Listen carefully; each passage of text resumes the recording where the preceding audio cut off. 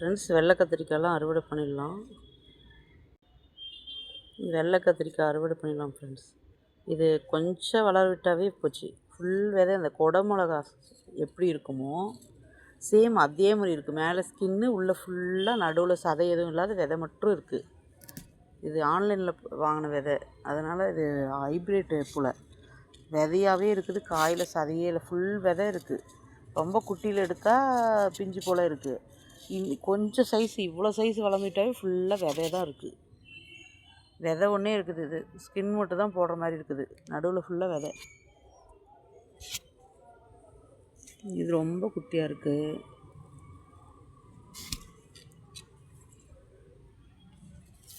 இதெல்லாம் இன்னும் வளரணும். மாவு பூச்சி வேறு ஒரு தொல்லை, சங்குப்புழு தொல்லை, எல்லா தொல்லையும் சமாளிக்கிறது பெரிய கஷ்டம் போல்.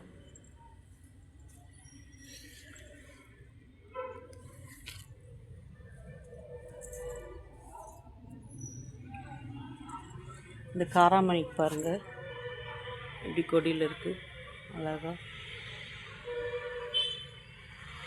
எல்லாம் கொஞ்சம் பழுக்கணும், பழுத்தா தான் அறுவடை பண்ணால் நல்லாயிருக்கும். கொட்டை கொஞ்சம் காய் பழுக்கிற அளவுக்கு இடணும். வெத்தலைப்பொடி. இந்த அவரைக்கொடி பாருங்கள், சீசனுக்கு அதுக்கப்புறம் சீசன் ஆடி சீசனில் ஏதோ விதை போட்டது, தைக்கு அப்புறமா தான் வளர ஆரம்பிச்சிது. என்ன அவரை வகைன்னே தெரியல, கொடி மட்டும் ஏறிட்டு இருக்குது, பூவு எதுவுமே வரல. 2 கொடி இருக்குது. இது மாதிரி மாதுளம் செடியெல்லாம் காஞ்சதை கட்டிங் பண்ணி விட்டேன். நல்லா பாருங்கள் தளைஞ்சி வந்துட்டுருக்குது, துளிர், நல்ல துளிர் வந்துட்டுருக்கு. கரும்பு கூட 2 ரெடி ஆகிட்டுருக்கு. இந்த பொங்கலுக்கு தயாராகும்னு நினைக்கிறேன். அப்படியே காராமணி பூவெல்லாம் வந்துட்டுருக்கு. குண்டுமல்லி செடி, நல்லா சிகப்பு பொன்னாங்கண்ணி பாருங்கள், அழகாக இருக்குது. மஞ்சள் கரிசலாங்கண்ணி,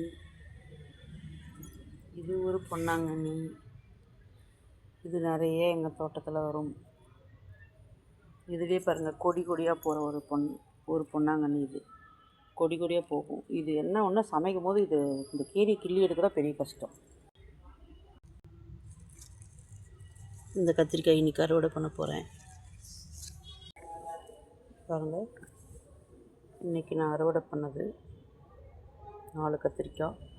அப்படியே இந்த மயில் மாணிக்கம் பாருங்கள் எவ்வளோ அழகாக இருக்குது பூ. கருவேப்பிலை சூப்பராக வளர்ந்துட்டுருக்கு.